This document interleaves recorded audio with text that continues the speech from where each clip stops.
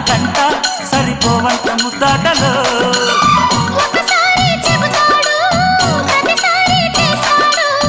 అంటూనే చీపాడు అందంతో రాపాడు